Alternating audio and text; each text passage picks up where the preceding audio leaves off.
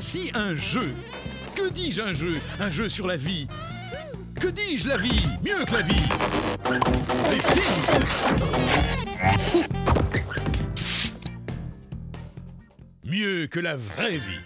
Un jeu dans lequel vous pourrez couler des jours paisibles en élargissant le cercle de vos amis. Je crois que nous avons des problèmes de calage de magnétoscope. Car avant de se repeigner à coups de bourre-pif, nos 4 amis étaient plutôt bien potes.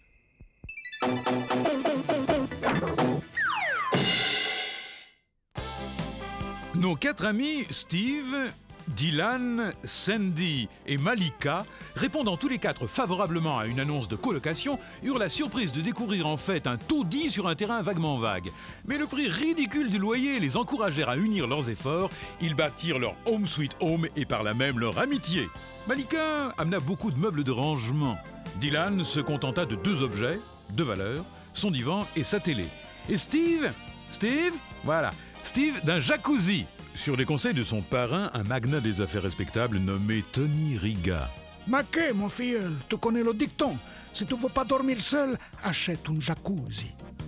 Enfin, Sandy apporta une chaîne hi-fi de plus de 4000 watts environ. Et bien sûr, son instrument préféré, un téléphone. Et tout semblait parfait dans le meilleur des Sims monde. Sandy, qui voyait la vie comme un éternel week-end chez Barclay, organisait en permanence des fêtes en blanc dans la maison. Steve voyait là l'occasion rêvée de mettre en pratique ses cours d'éducation sexuelle du collège. Allez les filles, la classe, venez faire un tour en jacuzzi.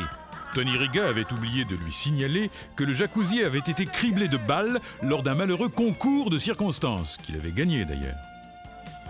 Malika, traumatisée dans sa plus tendre enfance par un père commercial chez Monsieur Propre et une mère ressemblant à un bidon de Vigor, avait fort à faire. Faut la comprendre. Le côté journée portes ouvertes de la maison empêchait Dylan de suivre son feuilleton préféré, Alerte à Concarneau. Dylan pouvait rester jusqu'à 24 heures devant la petite lucarne. Il avait une résistance hors du commun à l'envie de faire pipi. Par contre, une fois aux toilettes, oh là là, il rattrapait le temps perdu. Steve, qui après ses échecs féminins aquatiques avait décidé de reprendre pied sur la terre ferme, n'avait hélas pas l'endurance de Dylan. Et il s'oublia devant une de ses ex-futures conquêtes. Sacré Steve! À force de récurer, Malika avait contracté le virus de la savonnette et passé la moitié de son temps dans la salle de bain. Eh ben, les amis de Sandy en avaient assez d'attendre. Alors que la nuit recouvre SimCity, que va-t-il advenir de nos amis? La salle de bain, lieu exigu, la chaleur et la légèreté des habits portés par nos héros vont-ils favoriser le rapprochement de Dylan et Malika? Sandy a-t-elle évoqué à Steve son monitorat de plongée en apnée? Steve a-t-il avoué à Dylan que dans le billard, ce qu'il préférait, c'était le coup à 2 bandes? Hein?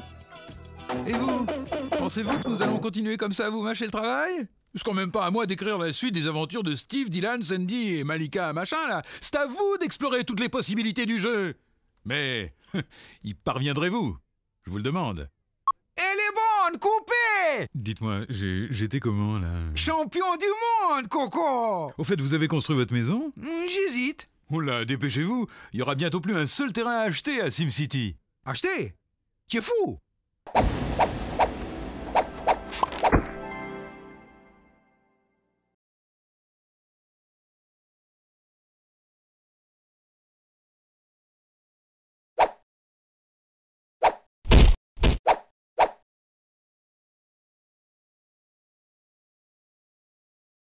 EA Games.